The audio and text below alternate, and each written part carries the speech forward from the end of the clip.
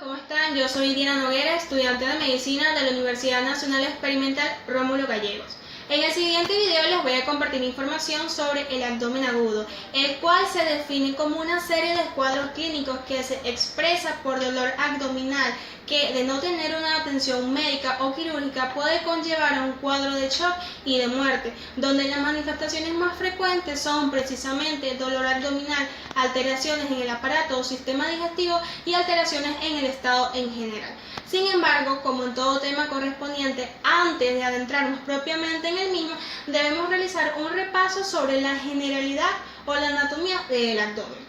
El abdomen es una cavidad más o menos cilíndrica que se extiende desde la parte inferior del tórax hasta la parte superior de la pelvis y las extremidades inferiores. La mayoría de los órganos que contienen el abdomen pertenecen al aparato digestivo.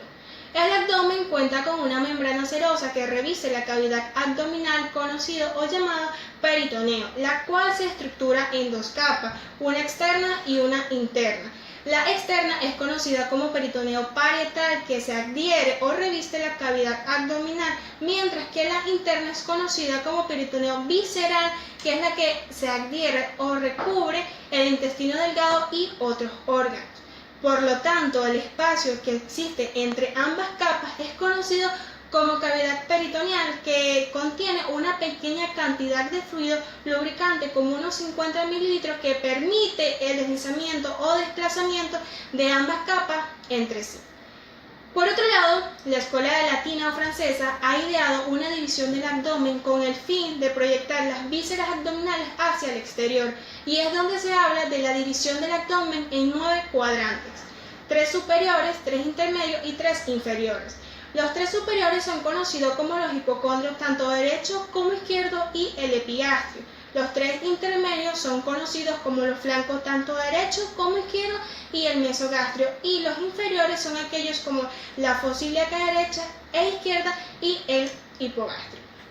Cada uno de estos cuadrantes contienen una serie de órganos, como lo son, por ejemplo, en el hipocondrio derecho se encuentra la vesícula o la vía biliar e inclusive el riñón derecho, mientras que en el epigastrio se encuentra la aorta, el estómago, la cabeza del páncreas, y en el hipocondrio izquierdo se encuentra el riñón izquierdo, entre otros órganos, y así sucesivamente en cada uno de los siguientes cuadrantes. Por otra parte, concluido el repaso anatómico sobre el abdomen, toco el siguiente punto, que es la división del abdomen agudo, y es donde se habla de dos cuadros fundamentales y de gran importancia en cuanto a la patología abdominal se refiere, y se trata del abdomen agudo médico y el abdomen quirúrgico. El abdomen agudo médico es un síndrome, es un cuadro clínico caracterizado porque tiene una etiología muy diversa, pero suele tratarse con atención médica y tratamiento médico, mientras que el abdomen quirúrgico es una afección abdominal de 24 horas a 7 días de evolución que requiere atención quirúrgica urgente y se caracteriza por la aparición brusca de dolor localizado o difuso en la cavidad abdominal. Por otra parte, según la Escuela Cubana de Cirugía, el abdomen agudo se clasifica en síndrome peritonítico, en síndrome oclusivo, en síndrome hemorrágico y en síndrome mixto o indefinido. El síndrome peritonítico no es más que la inflamación del peritoneo y a su vez se clasifica en síndrome peritonítico primitivo y secundario, mientras que el síndrome oclusivo no es más que el libre tránsito de heces y gases por el intestino, mientras que el síndrome hemorrágico también no es más que el libre tránsito de sangre por la cavidad peritoneal, y las afecciones más frecuentes dentro de este síndrome son un embarazo ectópico roto o fisurado e inclusive hemorragias postoperatorias, mientras que el síndrome mixto o indefinido no es más que la combinación de signos y síntomas del síndrome peritonítico, hemorrágico y oclusivo. En cuanto a la etiología de esta patología,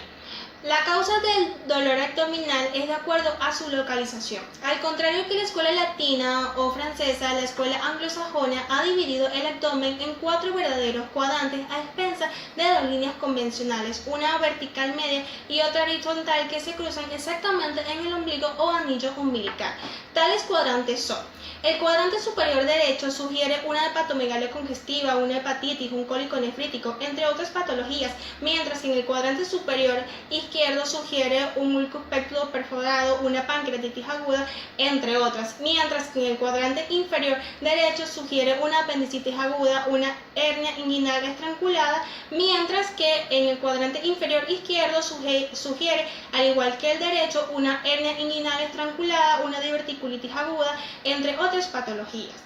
En cuanto al diagnóstico, para poder diagnosticar esta enfermedad o esta patología, se ha de tomar en cuenta 3 criterios fundamentales, que son el interrogatorio, el examen físico y los exámenes complementarios. En el examen físico se van a tomar en cuenta otros criterios, como lo son el examen sistémico, donde se va a evaluar las constantes vitales. También se toma en cuenta el examen abdominal, donde se va a realizar las técnicas de exploración básica como la percusión, auscultación, palpación superficial y profunda, y por último un examen vaginal y rectal. Ya dentro de los exámenes complementarios, que siempre serán de urgencia, se va a realizar un hemograma, un examen de glucemia y de orina, una gasometría, una laparoscopia, un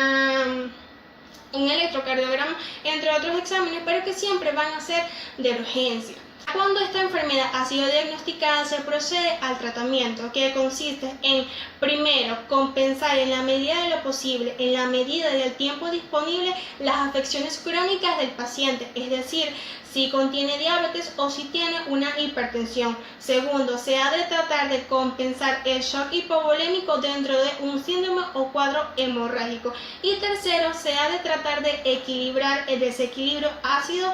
básico e hidroelectrolítico que presente el paciente. Esto ha sido todo en el video de hoy, espero que sea de gran utilidad. Hasta la próxima.